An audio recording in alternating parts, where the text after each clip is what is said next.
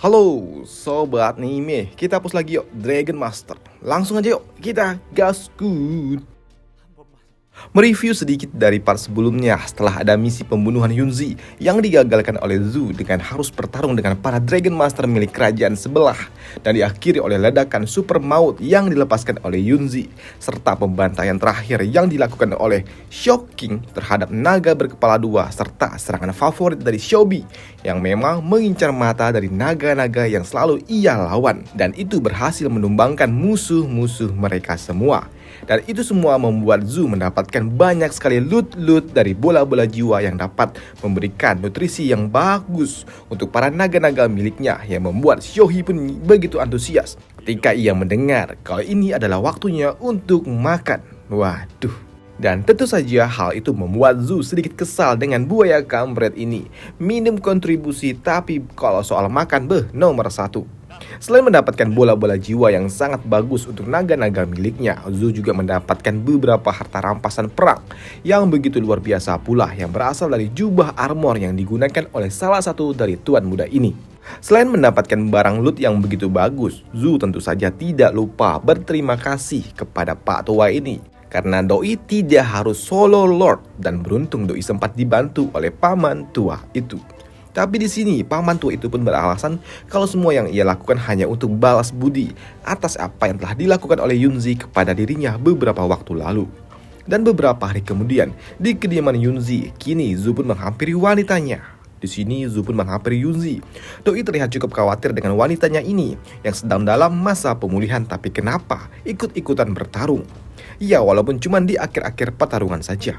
Lantas melihat sepertinya Yunzi sedang bersedih, Doi pun bertanya tentang apa yang terjadi.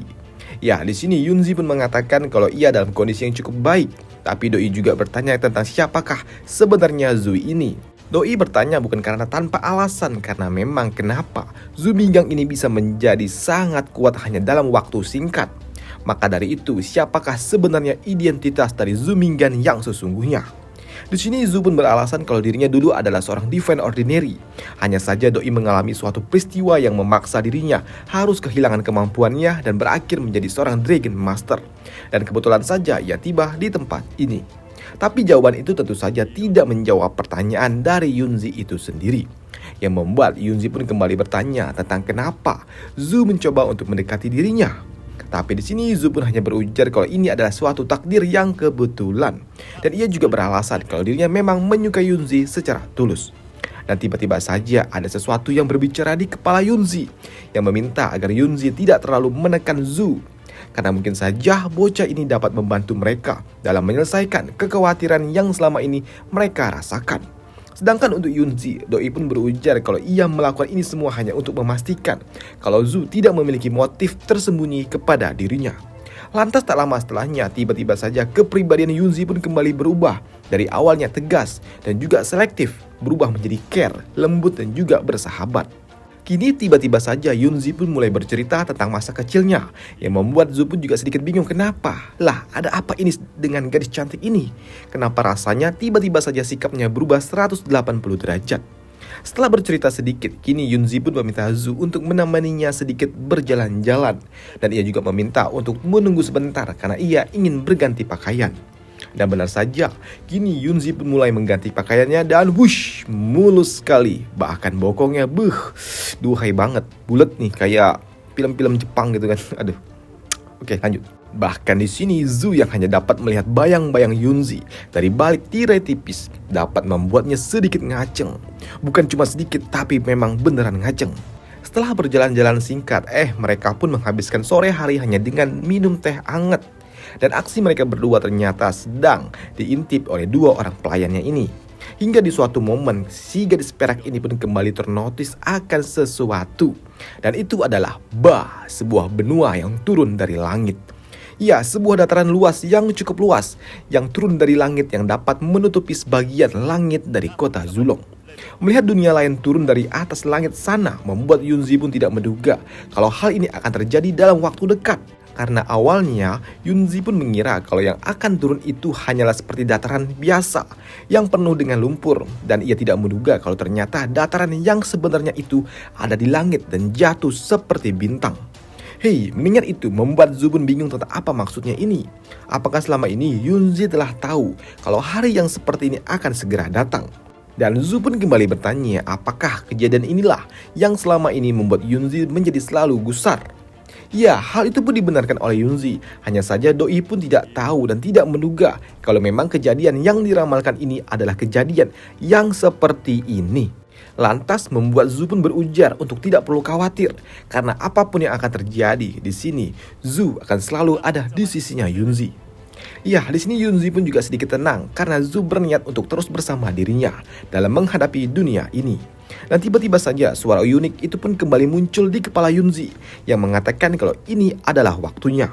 Yang membuat Yunzi kini pun berpamitan kepada Zu karena Doi harus pergi ke tepi barat. Doi akan pergi ke tepi barat untuk memimpin pasukan militer untuk mengantisipasi akan situasi yang akan terjadi, dan ia juga meminta kepada Zu untuk tetap berada di kota Zulong bersama adiknya dengan tujuan dapat menstabilkan kondisi yang ada di tempat ini. Ya, di sini Zu pun tidak akan menghentikan Dewi Perang itu untuk pergi ke camp militer. Bahkan Doi juga memeluk Yunzi dan meyakinkan kalau ia pasti akan melindungi kota ini. Ya, mendengar itu membuat Yunzi pun sedikit tenang di hatinya dan kini Yunzi pun benar-benar pergi. Ya, sedangkan untuk Zu sendiri, Doi pun sebenarnya juga tahu tentang benua apa yang ada di langit itu. Doi juga meminta maaf kepada Yunzi setelah gadis itu pergi. Karena sebenarnya untuk identitasnya dulu, aku adalah seorang Divine Ordinary yang memiliki keahlian khusus dalam reparasi pedang. Dan untuk Zu sendiri, ternyata di masa lalu, Doi sempat bertemu dan juga bertarung dengan seorang master yang sangat kuat yang sudah membuatnya menjadi cacat. Bahkan musuhnya itu telah membuat Xiaobi menjadi terluka. Setelah pertarungan itu, Zu yang terluka, Doi juga harus jatuh ke dalam dunia yang lebih rendah ini. Dan dalam kondisi yang terluka untuk dirinya sendiri dan juga tentunya untuk Xiaobi.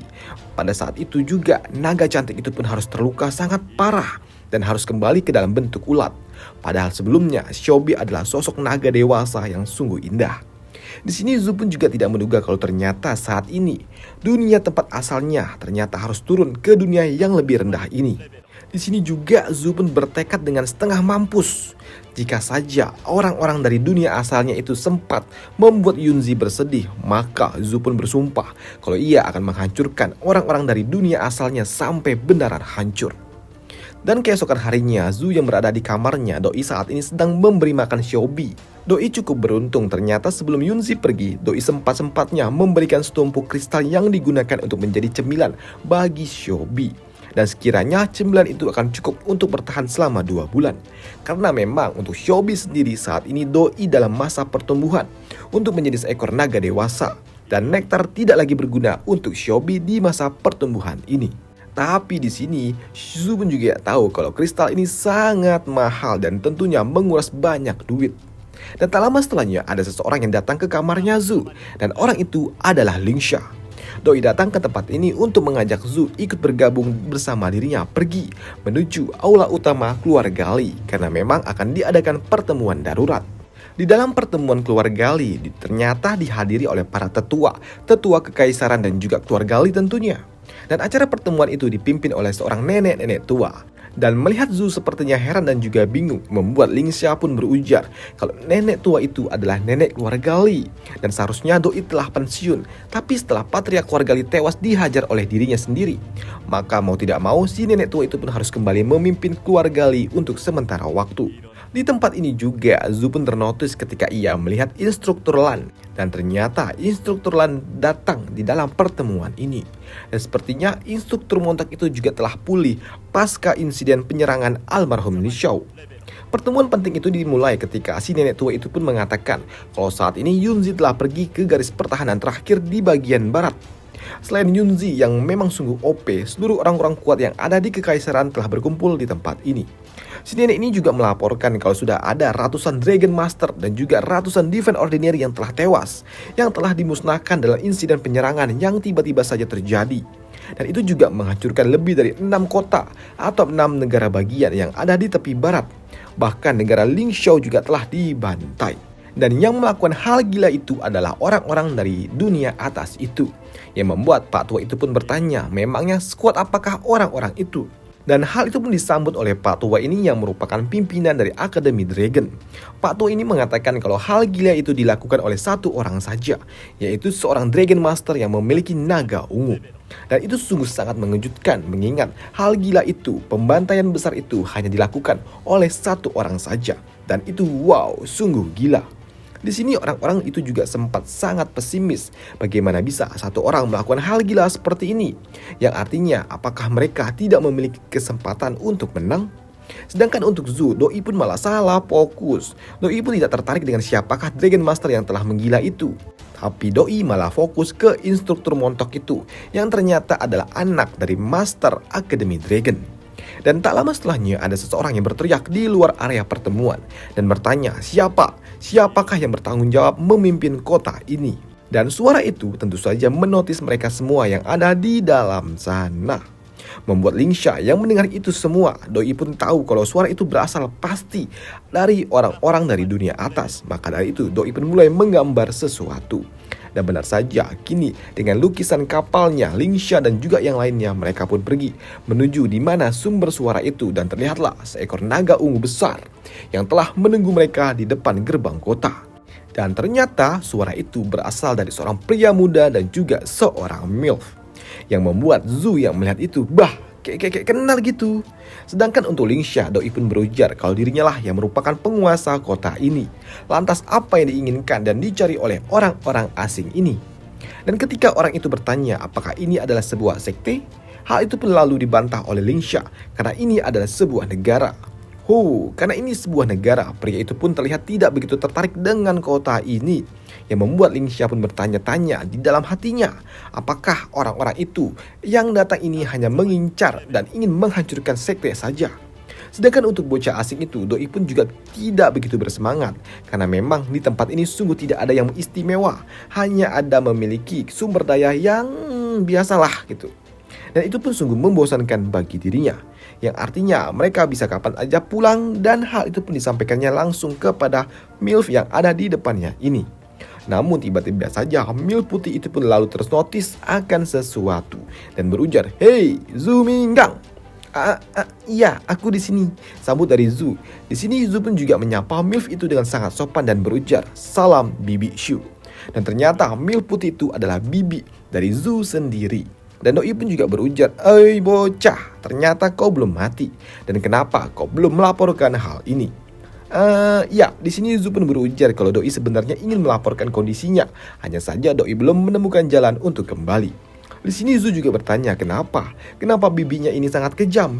Karena Zu telah mendengar kalau bibinya pastilah orang yang dimaksud oleh warga lokal ini yang telah membantai banyak orang dan juga 6 negara.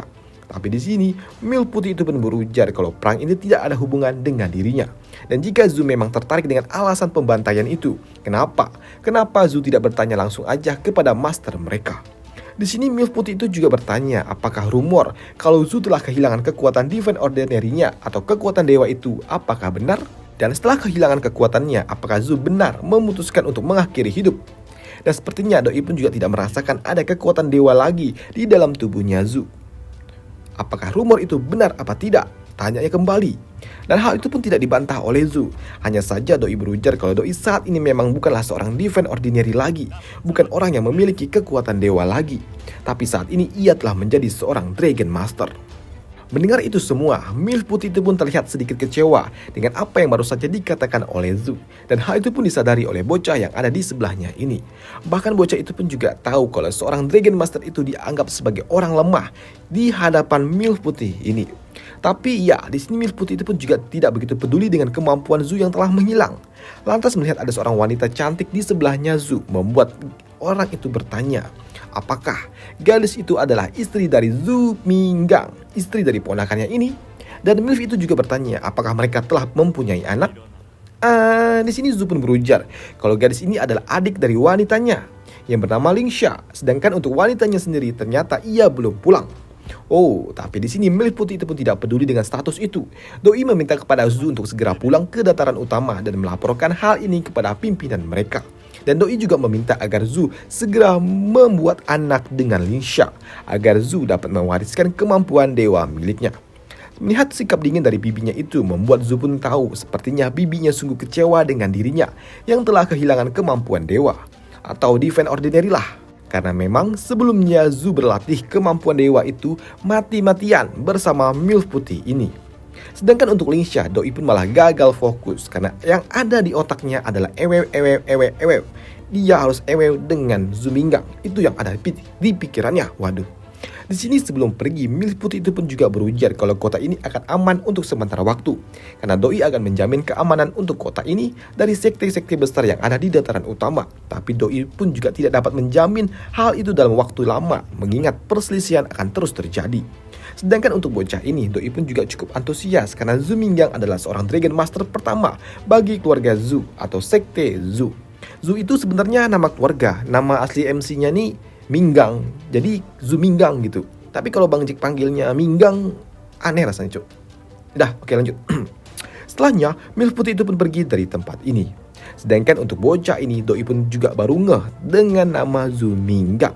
Karena nama itu memiliki suatu reputasi gila di dataran utama, yang merupakan nama seorang bocah yang memiliki kekuatan dewa atau Divine Ordinary yang telah menggila di generasi muda yang telah membantai generasi muda di usia 15 tahun.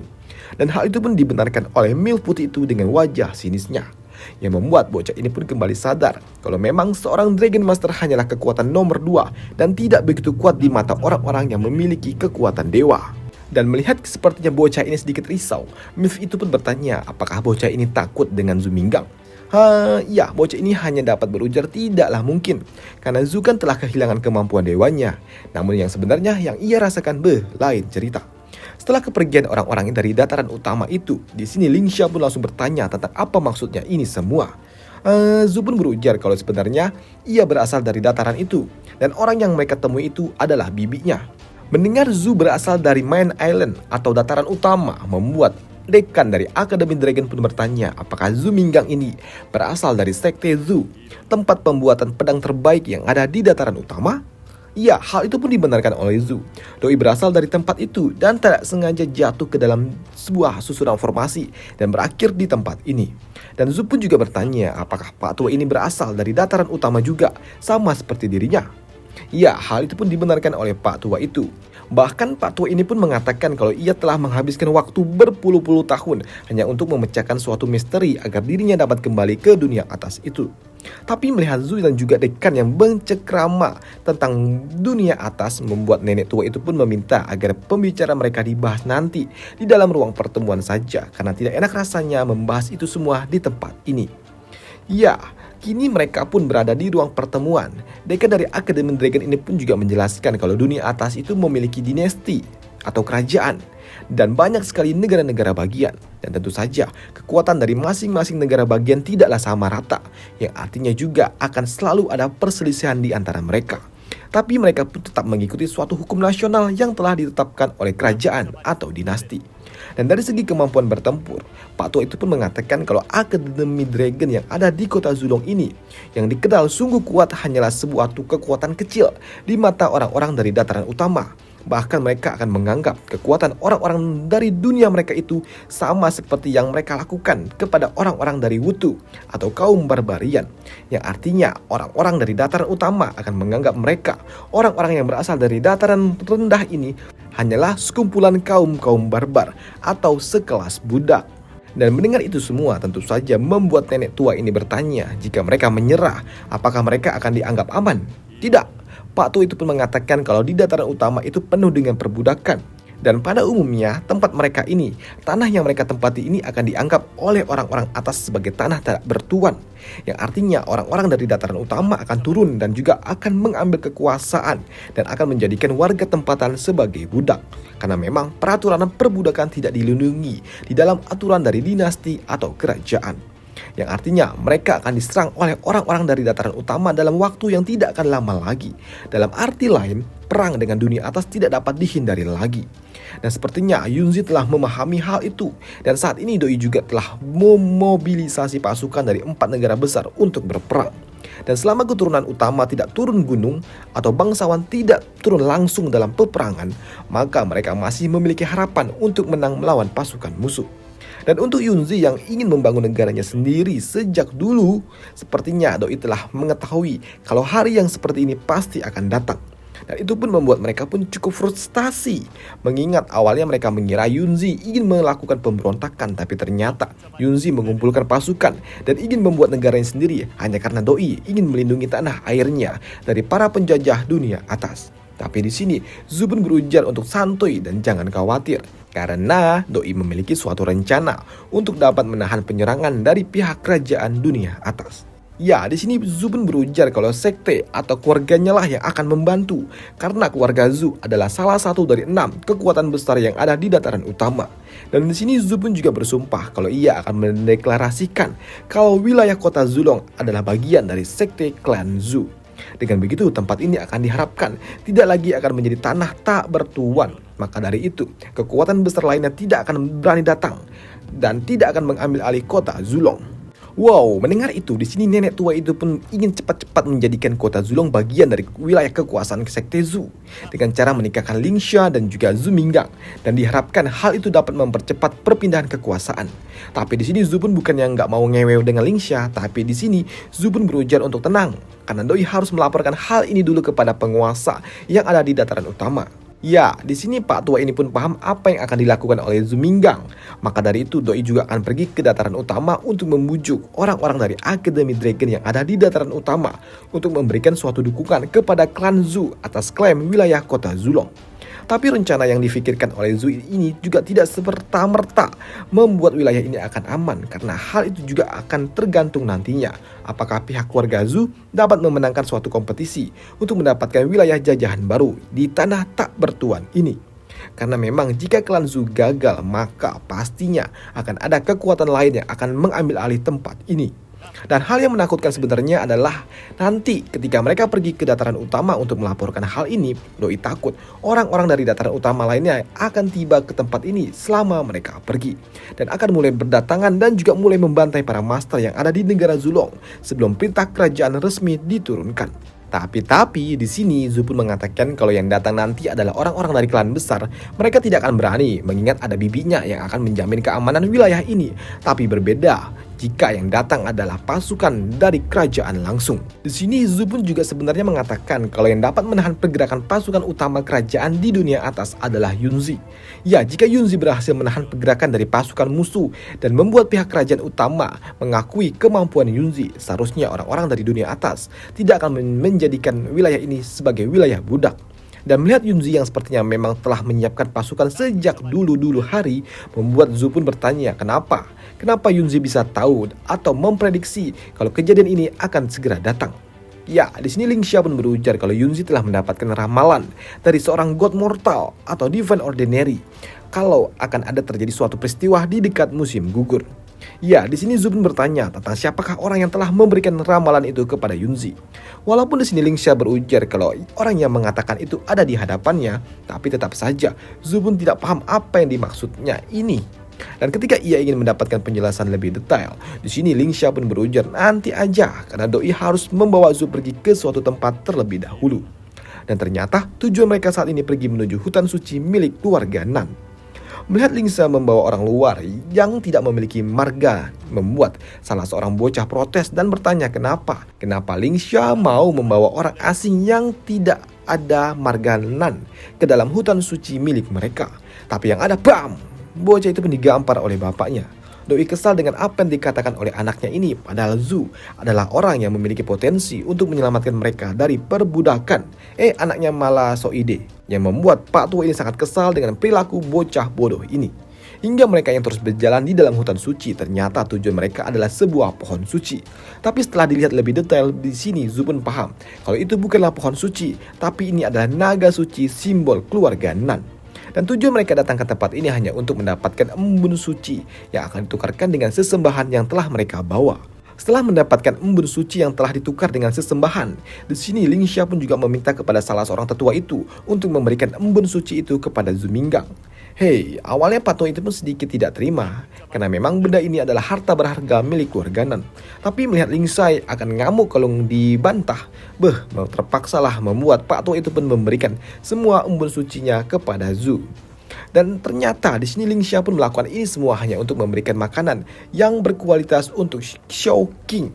Karena memang Xiao King adalah naga hutan yang merupakan hewan suci simbol dari keluarga Nan. Tapi Pak Tua itu juga mengatakan hanya keturunan murni dari Shen Muqian Shenlong lah yang dapat menjadikan atau memurnikan embun suci ini. Selain itu, Pak Tua ini juga menyarankan agar Zhu memberikan cemilan lainnya berupa benda-benda spiritual yang akan dikonsumsi bersamaan dengan embun suci ini, agar nantinya dapat membuat naga milik Zhu menjadi super duper OP di kemudian hari. Dalam arti lain, Xiao King akan menjadi naga yang super duper OP jika ia mendapatkan nutrisi kelas atas seperti ini.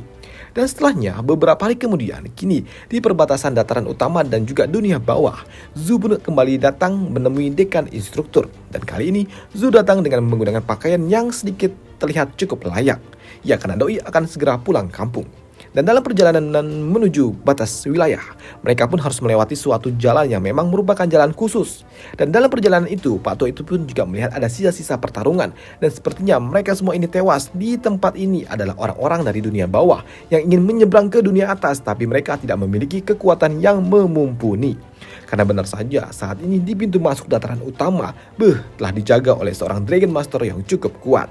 Di sini pria besar itu juga berujar apakah kedatangan orang-orang ini hanya ingin mati, sama seperti mereka yang mencoba untuk menyeberang. Yang membuat Pak Tua itu yang mendengar itu, doi pun bertanya kepada Zhu apakah Zhu memiliki semacam token atau tanda pengenal milik keluarga Zhu untuk mengkonfirmasi kalau mereka ini adalah warga asli dari dataran utama. Tapi sayangnya Zhu mengatakan kalau doi tidak memiliki tanda pengenal apapun itu. Begitu juga dengan Pak Tua ini yang memaksa Pak Tua itu harus mengeluarkan dragon miliknya pula, dan doi mengeluarkan gold dragon miliknya. Melihat Pak Tua itu dapat memiliki gold dragon yang dikenal super duper OP, membuat penjaga gerbang itu yang awalnya songong kini langsung kircep. Yang membuat bocah itu pun terpaksa harus membuka gerbang masuk ke dalam dunia atas jika ia tidak mau mati dimakan oleh gold dragon itu. Dan setibanya mereka di dataran utama, di sini Pak Tua itu pun juga berpisah dengan Zhu dan juga kelompoknya. Karena memang Pak Tua itu akan kembali ke dalam Akademi Dragon yang ada di dataran utama.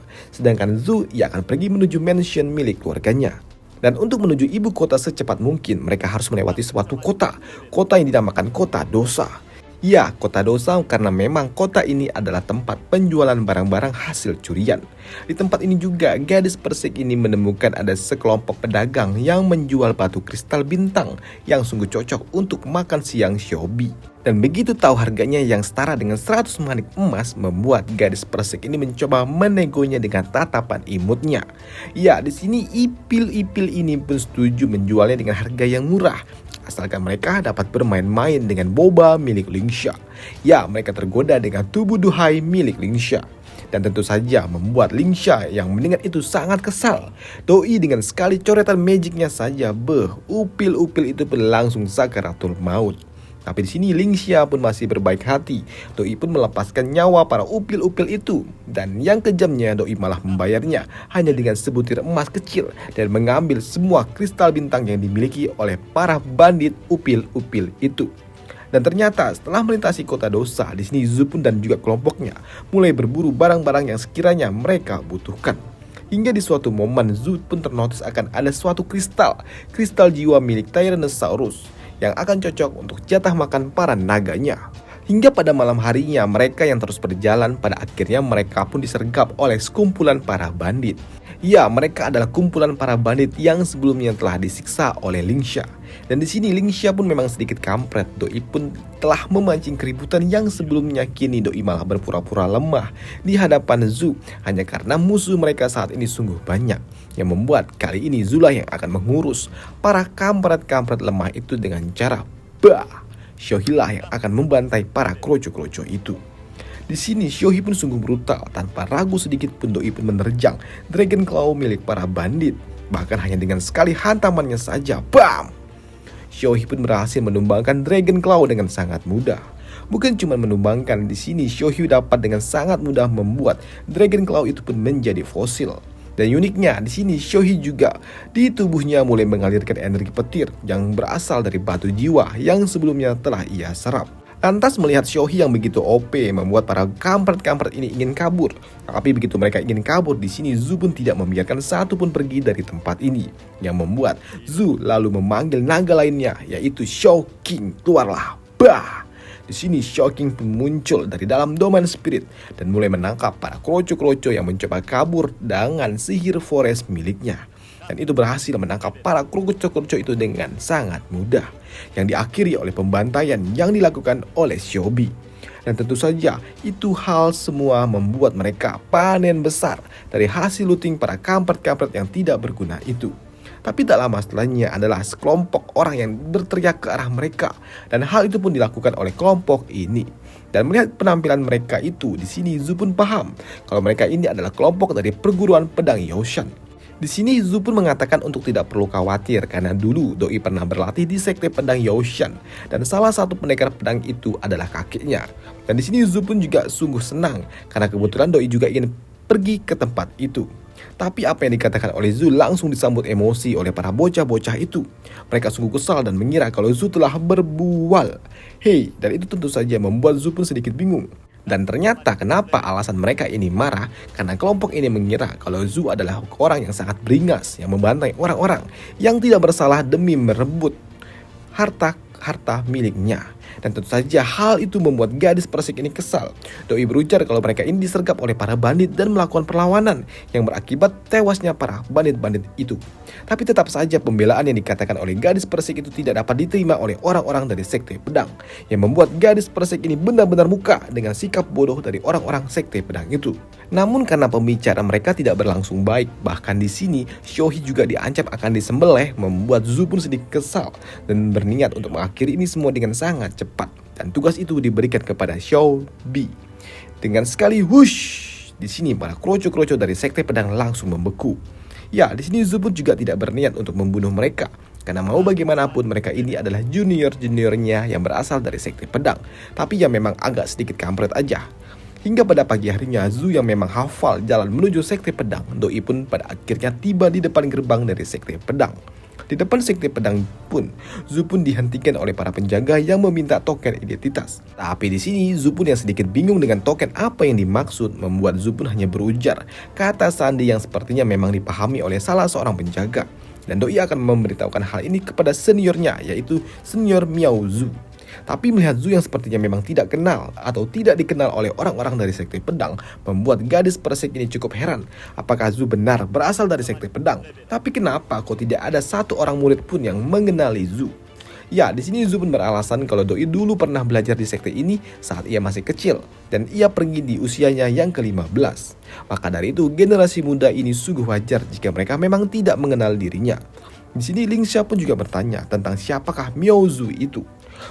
Di sini Zu pun berujar kalau itu adalah nama dari juniornya yang memang agak sedikit lemot, yang membuat seorang pengawal yang mendengar itu sungguh kesal karena Zu berani-beraninya menghina senior mereka. Dan itu pun membuat mereka sungguh kesal dengan Zu dan ingin menghajarnya. Tapi keadaan pun menjadi tenang ketika tiba-tiba saja muncullah seorang gadis cantik yang tidak kalah montok, yaitu Miao Zu itu sendiri.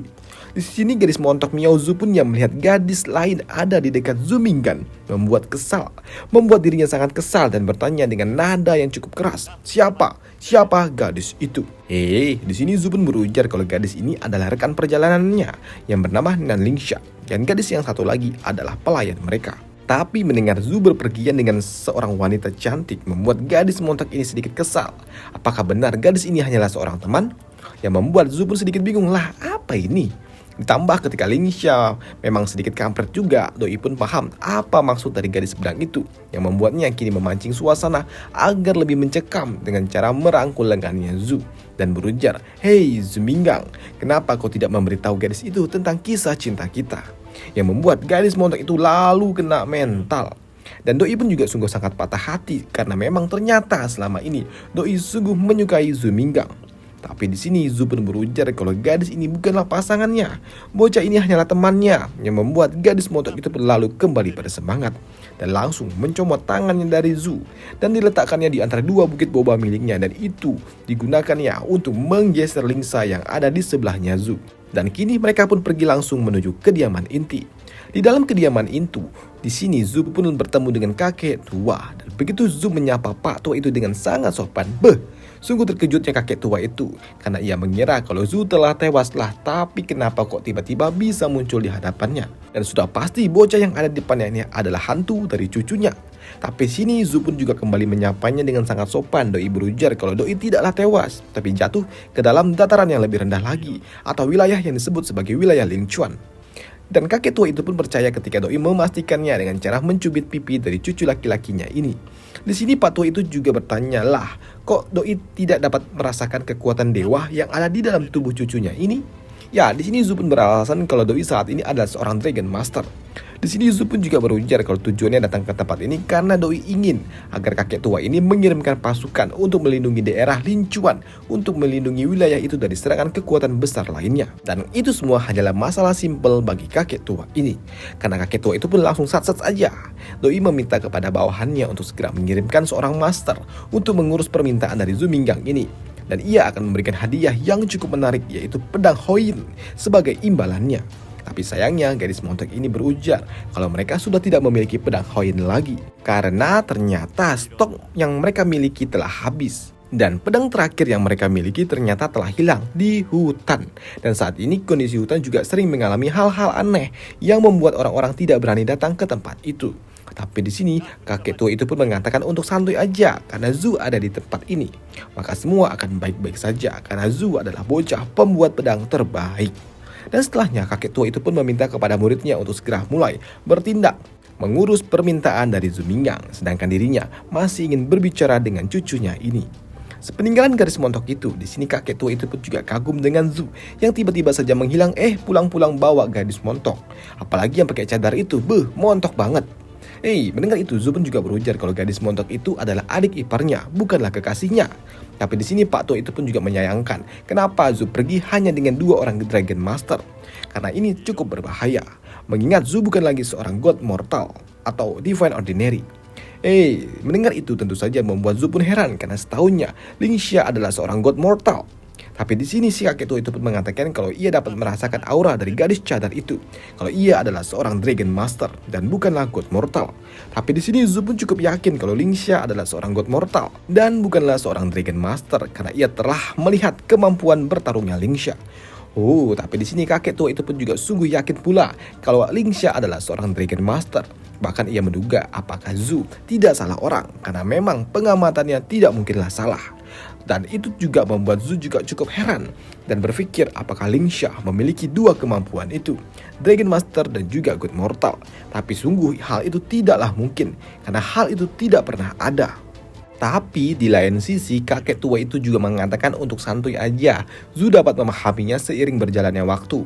Selain itu kakek tua itu juga meminta kepada Zhu untuk pergi ke hutan larangan di mana tempat kuburan pedang berada, untuk menyelidiki tempat itu karena Zhu lah yang dulunya sangat akrab dengan tempat itu.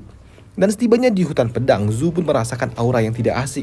Selain aura itu, di sini Zhu juga merasakan serta mengingat masa kecilnya dulu yang dipaksa untuk berlatih mati-matian oleh bibinya di tempat ini.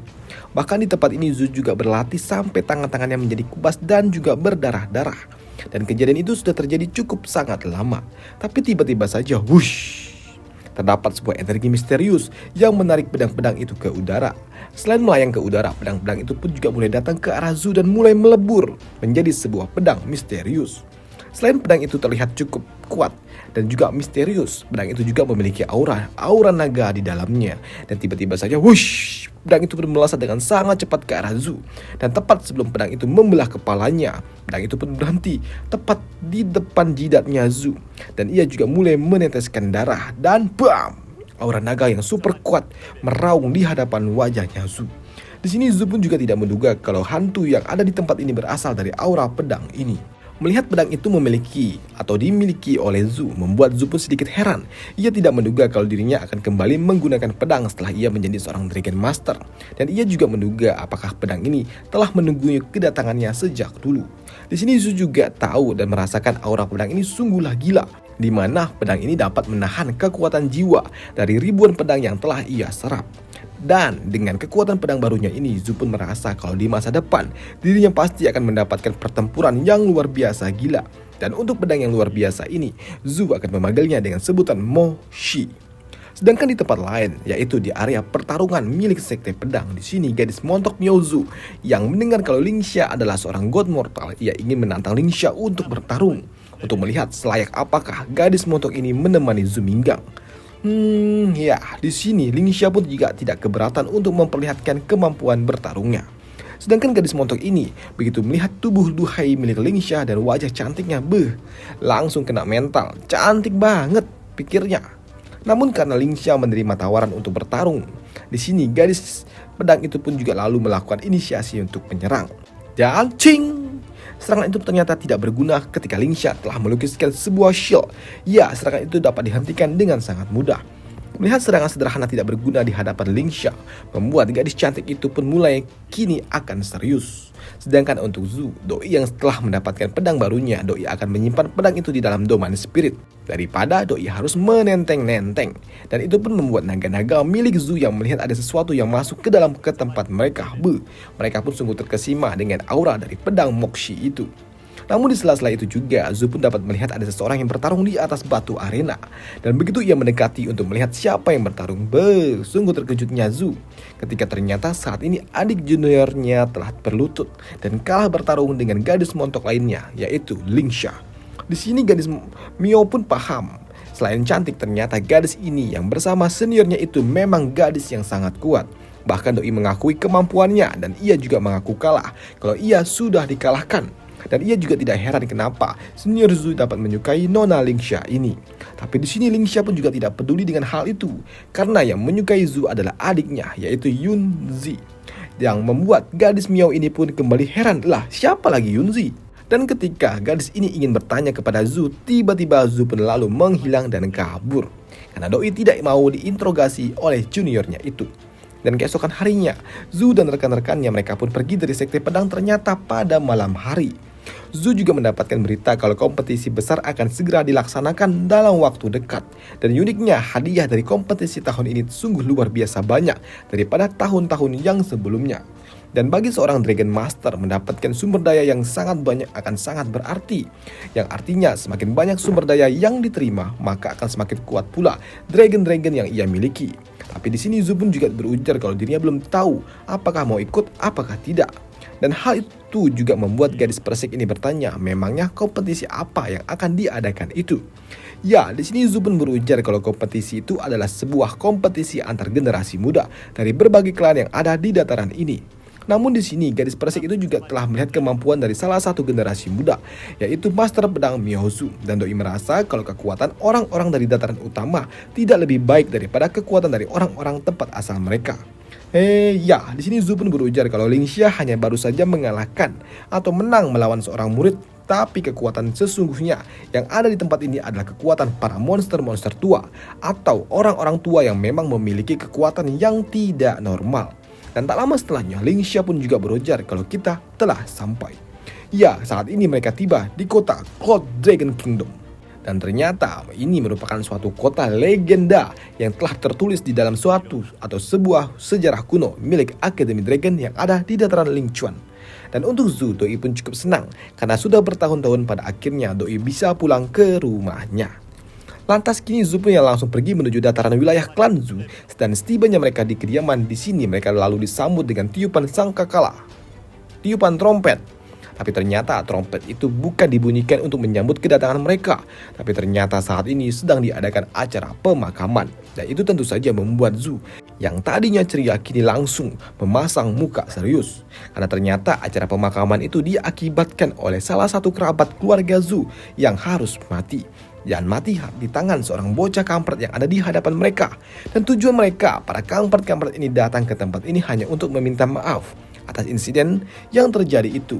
Walaupun di sini sepertinya bocah kampret ini sama sekali tidak menyesali perbuatannya.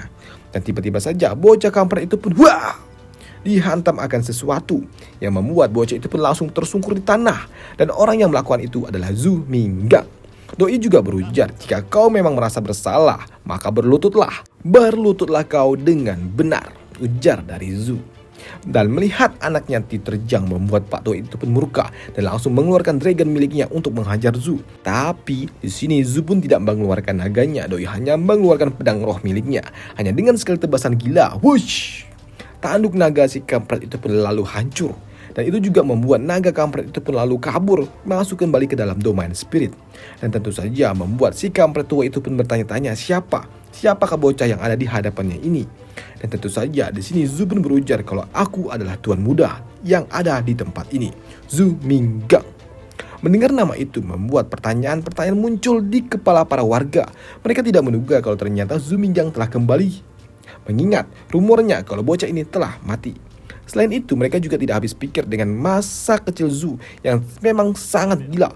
Di mana waktu masih bocah aja, Zu telah berani-beraninya memenggal tangan dari murid kerajaan. Sedangkan untuk kedua kerabatnya Zu, mereka pun tidak menduga kalau ternyata ponakan jauh mereka telah tumbuh besar dan kembali pulang. Ya, di sini Zu pun juga sempat menyapa dengan sangat sopan sebelum bertanya tentang apa yang terjadi di tempat ini. Ya, kedua pasangan tua itu pun menceritakan kalau anak angkat mereka, yaitu Zu Tong, telah tewas dalam kompetisi. Bahkan yang lebih menyedihkan lagi ketika anak mereka sudah dinyatakan kalah, anak mereka tetap dipukuli hingga harus meregang nyawa. Tapi di sisi lain, bocah kampret ini yang telah dihajar oleh Zu tadinya, masih berani-beraninya berbicara. Doi berujar, seorang god mortal dapat dikalahkan oleh seorang Dragon Master, itu adalah tindakan bodoh. Yang artinya bocah Zu Tong adalah orang yang bodoh dan memang layak digigit sampai mati oleh naga miliknya. Ya, walaupun bocah itu sempat digampar oleh bapaknya karena telah omong kosong di hadapan Zu Minggang yang merupakan bocah terkenal yang sangat gila di dataran utama. Di sini, si kampret tua itu pun mencoba untuk meminta maaf atas ucapan dari anaknya yang bodoh itu. Dan sepertinya anaknya juga tidak tahu kalau anak yang ada di hadapannya ini adalah Zu Minggang. Selain itu, anak ini memang sedikit arogan yang telah membunuh saudara jauh dari Zu Minggang, yaitu Zu Tong. Tapi di sini Zu pun juga tidak peduli dengan ucapan dari Pak Tua itu karena memang tersangka utamanya adalah si kampret kecil itu. Kini Zu pun berjalan menuju si kampret itu dan lalu mencomot si kampret kecil ini. Melihat anaknya dicomot oleh Zu yang memang dikenal sebagai bocah gila, membuat Pak Tua itu pun panik dan bertanya tentang apa yang akan dilakukan oleh Zu. Ya, hal yang akan dilakukan Zu adalah kembali menghempaskan bocah itu ke arah tanah dan memaksa bocah itu untuk berlutut sebanyak 100 kali kalau memang bocah itu menyesal atas perbuatannya. Namun karena bocah itu menolak untuk melakukannya, maka dari itu di sini Zu pun memaksa bocah itu untuk melakukannya dan bam! Zu pun memijak kepala bocah kampret itu untuk memaksanya berlutut sebanyak 100 kali di hadapan persembahan saudaranya ini. Di hadapan nisan itu, Zu juga berujar kalau ia pasti akan mengikuti turnamen itu dan akan menghajar semua para kampret-kampret yang telah membuat saudaranya itu terbunuh dan akan memaksa mereka untuk meminta maaf. Tapi di sisi lain, si kampret tua itu pun masih tidak terima tentang apa yang telah dilakukan oleh Zu. Padahal mereka kan tidak sengaja untuk membunuh anak itu, si Zu Tong itu. Mendengar itu Zu pun sungguh murka. Doi berujar kalau Zu Tong adalah anak angkat tunggal dari paman dan juga bibinya. Sedangkan si kampret tua ini memiliki 3 orang anak. Yang artinya si kampret itu telah membunuh satu-satunya sisa keluarga dari paman dan juga bibinya. Di sini Zu juga berujar jika dalam kompetisi besar itu anak-anak dari si kampret ini tidak kabur dan tidak bersembunyi, aku akan memastikan sebaiknya kau menyiapkan peti mati untuk anak-anakmu. Yang membuat Pak Tua itu pun lalu kena mental dan juga langsung pingsan. Melihat sikap Zu yang biasanya konyol dan juga bodoh dan sedikit mesum, kini menjadi super duper badas, membuat gadis persik ini sungguh terpesona. Begitu juga dengan Lingsha. Ternyata ayang akaknya ini ternyata sungguh badas dan juga mendominasi. Padahal biasanya bocah ini agak-agak kampret dan juga sedikit mesum. Tapi tiba-tiba saja ada seseorang yang memanggil Zu. Suara itu pun memanggil dengan sangat lantang. Dan orang yang memanggil itu adalah MILF tua ini yang bernama Nona Zhao, yang merupakan seorang MILF dari keluarga kerajaan.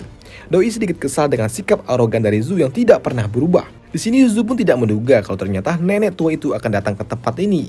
Dan ketika si nenek tua itu datang hanya untuk mendukung keluarga Hou yang telah dipermalukan, maka dari itu aku Zu Minggang, bocah yang telah menggila, yang berani-beraninya memenggal orang-orang dari kerajaan. Mungkin saja jika kau ingin ikut campur, maka itu akan terjadi di bulan depan. Kau harus menyiapkan peti mati untuk pemakaman keluargamu juga. Yang membuat si nenek tua itu pun lalu kena mental dan juga pingsan. Doi tahu kalau Zu bukanlah bocah sembarangan yang cuma omong kosong, karena memang Zu pernah melakukannya beberapa tahun silam. Sedangkan untuk bocah kampret itu, Doi pun dipaksa untuk berlutut hingga kepalanya benjol. Ya, benjolannya punya benjol. Ya, gitulah. Setelahnya, Zu pun melanjutkan perjalanannya menuju kediaman inti keluarga miliknya. Di sini Zu pun menjelaskan sebenarnya wilayah luar tadi adalah wilayah bekas jajahan dari keluarga Zu. Dan orang-orang itu termasuk bibi dan juga pamannya itu sebenarnya adalah seorang budak dari keluarga Zu.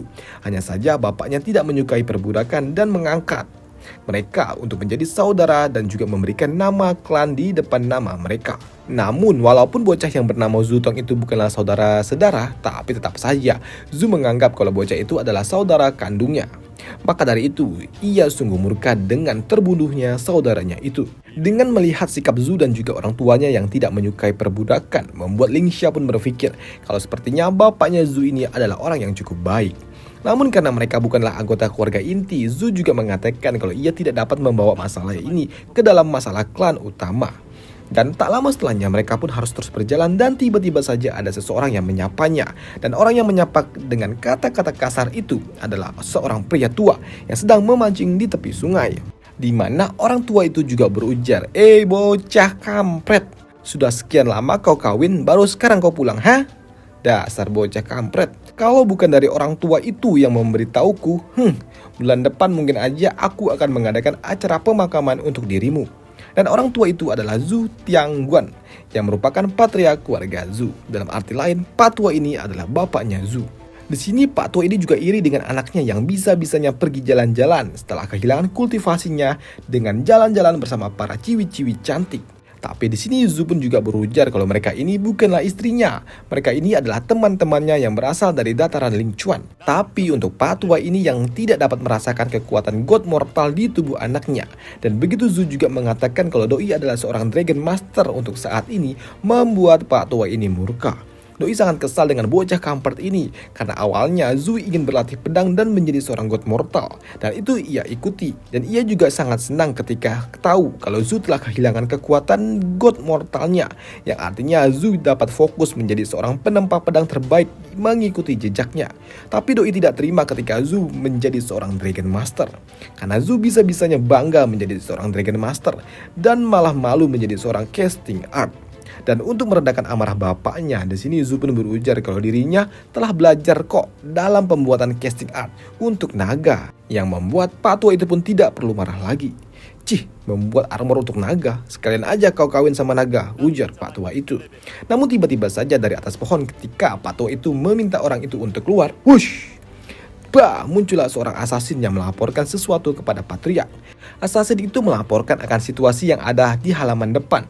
Dan itu membuat patriark keluarga Zu pun berujar kalau awalnya ia ingin memotong tangan dan juga kaki dari para kampret-kampret itu karena telah mengusik keluarganya. Tapi ya karena Zu Minggang telah bertindak, Doi tidak perlu lagi sampai harus turun tangan.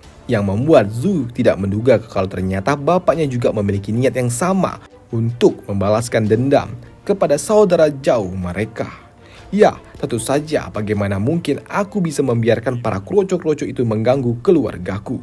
Tapi di sini Zu juga berujar kalau mereka saat ini mendapatkan kabar kalau klan Zu akhir-akhir ini telah berubah. Lantas perubahan apa yang terjadi kepada keluarga mereka? Doi juga tahu kalau klan Zu merupakan salah satu dari 6 klan utama yang ada di dataran. Ya, walaupun cuma peringkat 6 paling bawah, tapi apakah klan Zu akhir-akhir ini memang terjatuh? Dan mendengar itu semua membuat Pak Tua itu pun murka. Doi pun langsung menghajar anaknya yang kampret ini. Doi berujar kalau bocah kampret ini sepertinya terlalu meremehkan klannya sendiri. Padahal yang sebenarnya terjadi adalah klan Zu akhir-akhir ini bukannya melemah tapi semakin kuat. Tapi di sini Pak Tua itu pun juga meminta untuk stop basa-basi, dan intinya sekarang gadis mana yang udah bunting di antara keduanya ini. Tapi di sini Zu pun juga lalu kesal dengan bapaknya. Doi juga meminta agar bapaknya ini membantu dirinya dalam mengamankan wilayah di dataran Lingchuan. Di sini Pak Tua itu pun mengatakan kalau Doi juga mendapatkan informasi kalau di dataran itu terdapat banyak sekali harta-harta peninggalan zaman kuno yang belum terjamah tentunya, dan sudah pasti dataran itu akan menjadi incaran bagi klan-klan besar. Di sini Pak Tua itu juga meminta Zhu untuk tidak perlu khawatir karena penentuan kepemilikan dataran utama akan diurus oleh dirinya. Dan tentu saja hal itu juga melibatkan kekuatan besar dan mereka, klan Zhu sendirilah adalah salah satu dari 6 kekuatan besar itu. Maka dari itu Zhu tidak perlu khawatir.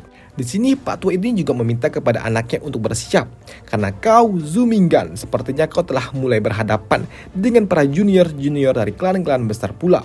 Maka dari itu, Zhu, kau tidak bisa lagi menggunakan nama keluarga sebagai tameng pelindung. Setelahnya, pada malam harinya, kini di pemandian air hangat, gadis Persik ini sedang mandi. Dan tentunya doi mandi bareng gadis imut lainnya, yaitu Nanlingsha. Di sini gadis Persik itu juga sungguh terpesona melihat tubuh duhai milik Lingsha yang memang bak gitar Spanyol yang melengkung-lengkung, dan pembicaraan manis antar dua gadis yang saling memuji tubuh membuat Zhu yang mendengarnya tidak dapat tidur. Karena memang suara-suara itu membuat Johnny yang ada di bawah sana tidak dapat tinggal diam, terus bergejolak minta dikocokin. Waduh. Ditambah ketika Zhu melihat ke depan, tiba-tiba saja muncullah seorang asasin cantik milik keluarganya, dan tentu saja hal itu mengejutkan dirinya. Dan ternyata tujuan gadis montok ini datang karena doi hanya ingin mengganti baju milik tuan mudanya. Karena doi ternyata telah menunggu cukup lama di depan kamar tapi tak ada respon. Jadi doi memaksa untuk masuk ke dalam sini. Mendengar suara gadis-gadis yang sedang asik bermain air dan kemunculan asasin montok secara tiba-tiba memaksa Zhu harus pergi dan memutuskan untuk tidur di kamar lain. Karena doi takut si Johnny bakal terusan memberontak sepanjang malam. Dan keesokan harinya, Zhu pun pergi ke air terjun yang ada di belakang kediaman keluarga. Di tempat itu ternyata terdapat hewan suci yang berupa seekor ikan koi tua yang mengaku dirinya adalah salah satu dari 9 leluhur naga surgawi. Dan tugas ikan koi ini adalah untuk mengajarkan pengetahuan kepada bocah-bocah tentang pengetahuan umum. Tapi karena koi ini sudah sangat sepuh, koi ini pun juga menjadi bulan-bulanan dari permainan para bocah-bocah klan Zhu. Dan tujuan Zhu datang ke tempat ini karena memang ia ingin pergi menemui ikan koi yang memiliki nama Demensia. Koi besar ini juga bertanya kepada Zhu tentang apa yang dicari di tempat ini. Dan doi juga tidak menduga kalau Zhu kini telah menjadi cukup besar. Di sini Zhu juga tahu kalau pengetahuan milik koi tua ini sungguh luar biasa dan juga sangat luas. Maka dari itu, di sini Zhu pun yang masih awam tentang Dragon Master, doi pun bertanya kepada koi ini tentang garis keturunan dari Shobi, naga es putih miliknya ini. Karena sebelumnya naganya ini adalah sosok naga putih yang telah terdegradasi menjadi sosok ulat, lalu bertransformasi kembali menjadi sosok naga putih seperti sedia kala. Apakah ini termasuk ke dalam kesengsaraan naga atau kultivasi naga? Tapi sayangnya hal itu lalu dibantah oleh koi tua itu. Doi berujar kalau Shobi ini tidak mengalami kesengsaraan naga atau kultivasi, tapi naga kecil ini mengalami sengatan reinkarnasi. Dan ternyata hal itu hanya dapat terjadi kepada naga-naga istimewa, karena mereka naga istimewa tidak perlu mengalami kultivasi dan mereka hanya perlu melakukan reinkarnasi untuk menjadi lebih kuat lagi dan terus melakukannya hingga menembus atau menyeberangi ke alam yang lebih tinggi lagi. Yang artinya Shobi akan terus melakukan reinkarnasi dan menjadi super duper OP dan tidak akan ada yang dapat menghentikan kekuatannya untuk menjadi lebih kuat lagi. Bahkan kemampuannya kelak akan dapat melebihi kemampuan dari Dragon King. Dan sebenarnya ada suatu metode khusus yang dapat membantu melewati tahapan-tahapan reinkarnasi itu dengan sangat cepat. Hanya saja doi lupa bagaimana caranya. Setelah dari kolam air terjun, Zhu pun pergi menuju kota Shangshan. Di tempat itu, Zhu pun menunggu di sebuah tempat dan doi juga dihampiri oleh salah seorang. Dan gadis itu adalah Lu Minette. Gadis montok itu berujar kalau dirinya sudah tahu profil dari Zhu Minggang ini dari saudaranya, yaitu Zhu Tong. Dan tujuan Zhu datang ke tempat ini karena doi ingin mendapatkan banyak sekali catatan saudaranya itu. Kalau Zhu Tong telah menulis banyak sekali hal tentang gadis montok ini, di mana banyak sekali hal-hal yang tertulis mengarah kepada seseorang yang ingin melampiaskan kemarahannya, yang membuat Zhu meminta kepada gadis montok ini untuk menjelaskan semua secara rinci. Dan mendengar permintaan dari Zhu itu, tiba-tiba saja gadis montok itu pun lalu terduduk sembari menangis. Doi berujar sembari banjir air mata kalau dirinya tidak bermaksud untuk membunuh Zhu Tong. Ya, gadis montok itu juga bercerita kalau waktu itu dirinya datang ke istana naga kuno untuk menjadi seorang murid magang di tempat itu. Dan suatu hari tiba-tiba saja di tengah perjalanan, Doi pun bertemu dengan murid magang lainnya. Doi juga mendapatkan informasi kalau bocah kampret itu bernama Zhou He.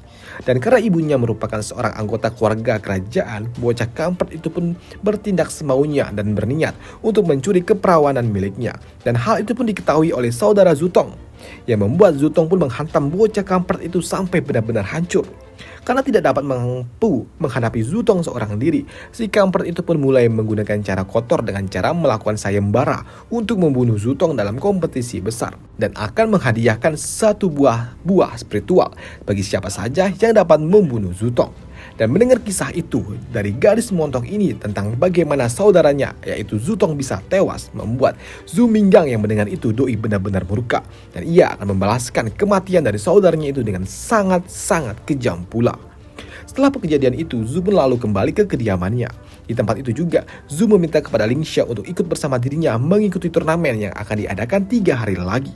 Ya, turnamen itu akan memberikan pengalaman bertarung untuk Ling Xia. Selain itu juga hadiahnya juga cukup menarik. Di sini, Ling Xia pun setuju dengan apa yang diketawarkan oleh Zhu Minggang, dan tak lama setelahnya tiba-tiba saja ada seseorang yang memanggil mereka. Dan yang memanggil mereka ternyata adalah ikan koi emas ini. Dan ternyata tujuan ikan emas ini datang hanya untuk menyapa saja.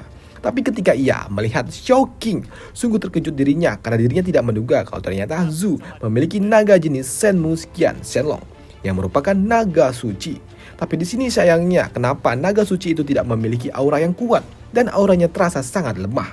Ya, di sini Zhu berujar kalau sayangnya Shouking ini terluka saat ia masih kecil.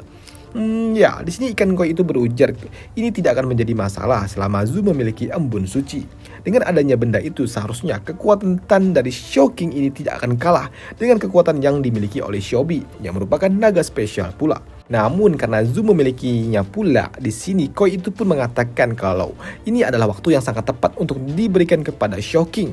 Tapi lebih baik jika dikombinasikan dengan Elemental Blossom yang berusia lebih dari 500 tahun. Dengan menggunakan dua bahan itu, di sini Shouking pasti akan benar-benar menjadi naga yang super duper OP yang dapat mengendalikan atau memiliki kekuatan yang dapat mengendalikan alam. Melihat itu semua, di sini Ling Xia pun juga paham dan juga menganggap kalau keluarga Zhu memang pantas menjadi salah satu dari 6 kekuatan besar karena memang memiliki koi yang dapat berbicara itu serta pengetahuannya yang sangat luas. Dan 3 hari kemudian, di Istana Kekaisaran, area kompetisi di ruang tunggu VVIP, assassin montok ini melaporkan kepada Zhu Minggang kalau keluarga mereka adalah keluarga casting art yang tidak pandai dalam bertarung, apalagi membunuh. Maka dari itu tidak ada yang berniat untuk bersaing dengan Zhu. Selain itu juga, di dalam pertarungan kali ini akan menggunakan aturan Royal Rumble.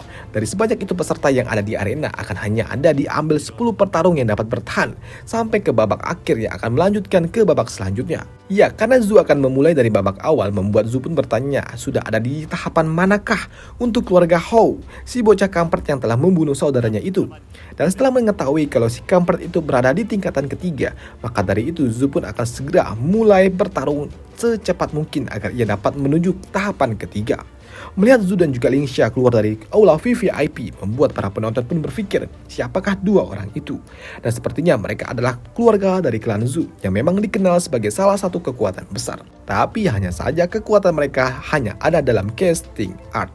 Tapi mengingat ada suatu tragedi yang terjadi kepada klan Zhu beberapa hari lalu, mereka menduga sepertinya dalam event kali ini akan terjadi suatu tragedi berdarah. Sedangkan di arena terdapat seorang bocah songong yang mengenakan topi petani, dan bocah itu terlihat sungguh kesal dengan Zhu yang sedang santuy-santuy memakan anggur di tengah-tengah arena pertarungan. Dan melihat sikap bocah yang sungguh songong itu dan ingin menghajar Zhu dalam sekejap, membuat Zhu pun berpikir, apakah bocah ini bodoh? Dan begitu ronde pertama dimulai, si bocah kampret itu pun lalu mengeluarkan aura membunuhnya. Doi juga berujar kalau ia akan membuat Zhu menjadi cacat. Hei, mendengar itu semua, Zhu pun tahu kalau bocah ini yang ada di hadapannya ini adalah orang bodoh, yang membuatnya kini kampret itu pun lalu mengeluarkan Shadow Dragon miliknya untuk segera membunuh Zhu. Hei, melihat Shadow Dragon itu di hadapannya, di sini Xiaobi pun bahkan tidak tertarik sama sekali. Namun hanya dengan satu gerakan kecil di tangannya, brak, seluruh tulang-tulang yang ada di tubuh Shadow Dragon itu pun lalu hancur. Yang membuat Zhu pun berujar, kau bisa pergi dari sini atau kau akan kuhajar sampai cacat. Yang membuat kini bocah songong itu pun lalu kircep dan juga memutuskan untuk kabur dari area kompetisi ini. Dan apa yang dilakukan oleh Shobi tentu saja membuat para kroco-kroco lainnya ketakutan. Tapi di sini Zubu juga tahu kalau para kroco-kroco yang ada di arena sudah pasti mereka para kroco-kroco ini juga telah siap untuk dihajar. Maka dari itu di sini Zubu mengeluarkan Shohi dan juga Shocking. Di sini Zubu pun meminta mereka untuk membantai semua orang yang ada di arena, tentunya selain Nanling Shark. Dan benar saja kini Shocking pun mulai menunjukkan aksinya di atas sana. Begitu juga dengan Shohi. Doi tipe naga yang memang gak ada otak kayaknya. Main hantam-hantam aja. Semuanya dihantam, semua yang ada di hadapannya. Bahkan dengan sikap brutal dari Shohi, Doi sempat menjadi target utama dari kroco-kroco yang lain yang ingin segera mengeroyoknya. Hei, melihat dirinya akan dijadikan target utama, di sini Shohi pun memang sedikit kampret. Bahkan Doi juga memprovokasinya dengan cara meludah kepada para kroco-kroco lain. Tapi sikap kampret dari Shohi itulah bukan cuma gaya-gayaan, karena memang Shohi sungguh barbar. Doi dapat menghantam para kroco-kroco yang ingin menargetkan dirinya. Selain menghantam mereka semua, Shohi juga memprovokasi dan juga mempermalukan mereka dengan cara melepaskan gas beracun dari bokong. Yang membuat para kroco-kroco itu hampir saja mati keracunan gas beracun. Dan untuk menghentikan sikap kampretnya itu, di sini gadis merah ini sangat kesal dan Doi pun mengeluarkan Four Claw Dragon Mount miliknya. Melihat naga gadis itu memang menggila dan juga dapat menghancurkan arena pertarungan dari bawah, sempat membuat Shohi juga harus tersungkur akibat pijakan kakinya harus runtuh. Dan teknik yang dilepaskan oleh Dragon Claw milik si gadis merah itu juga sempat sungguh dapat membuat banyak naga-naga lainnya juga tewas. Dan juga sempat membuat mental Shohi juga menjadi luluh ketakutan. Dan melihat Shohi ingin kabur, di sini gadis merah itu pun meminta kepada dragonnya untuk segera menghajar naga kampret itu. Sedangkan untuk Shohi, Doi pun berlari dan juga berlindung di balik tubuhnya Zu dan meminta agar Shobi turun tangan. Tapi di sini Zu pun berujar, selama musuh mereka hanya kroco-kroco ini, Shobi tidak akan turun tangan. Sedangkan untuk Shocking, Doi ternyata masih sibuk solo lord di atas sana.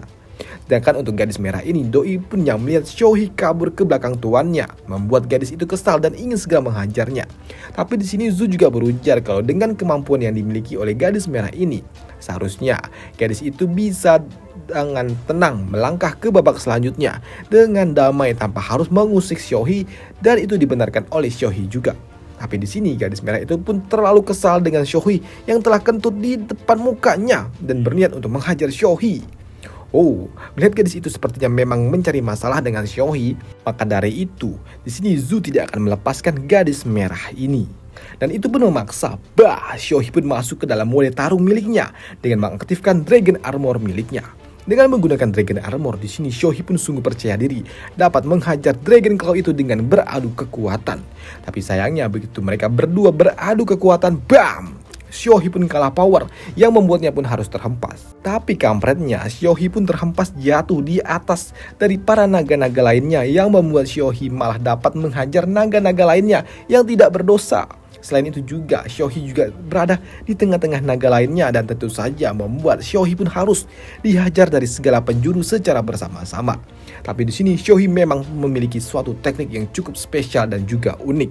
Semakin ia terluka, maka semakin menggila pula buaya hitam kampret ini.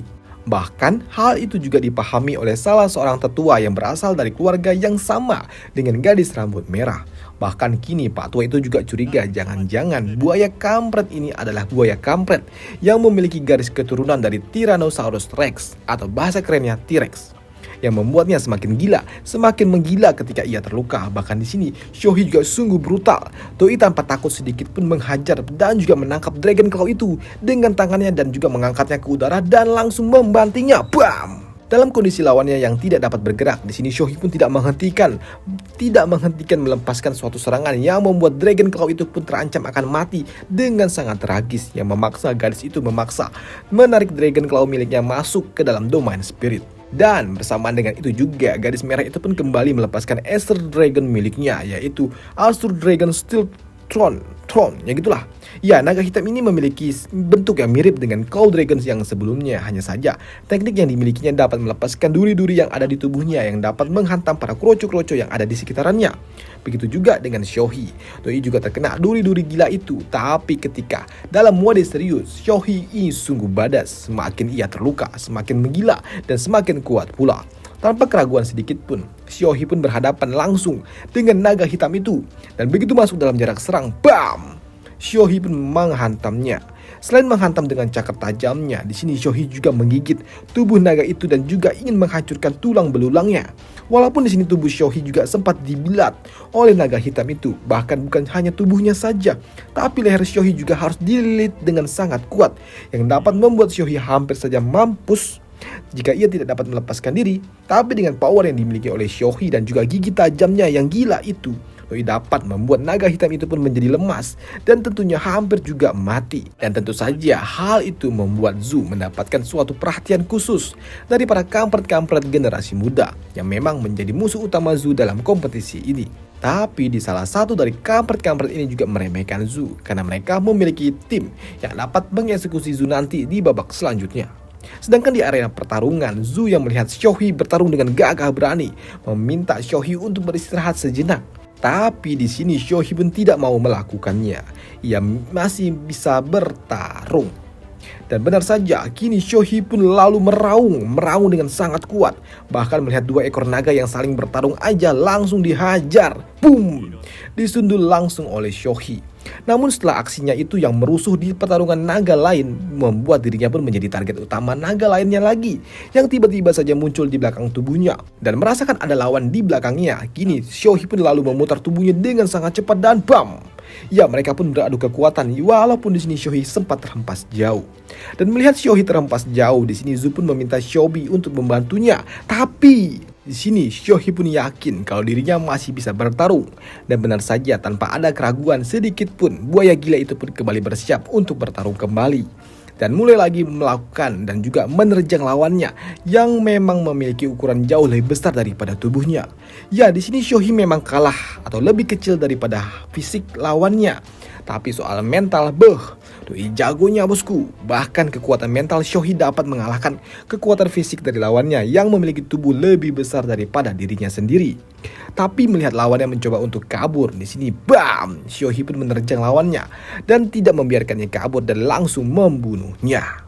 Dan selesailah alur cerita dari Dragon Master kita di sini, dan sampai jumpa di video selanjutnya. Ini 1 jam lebih nih, capek. Dan sampai jumpa di video selanjutnya. Bye. Thank you.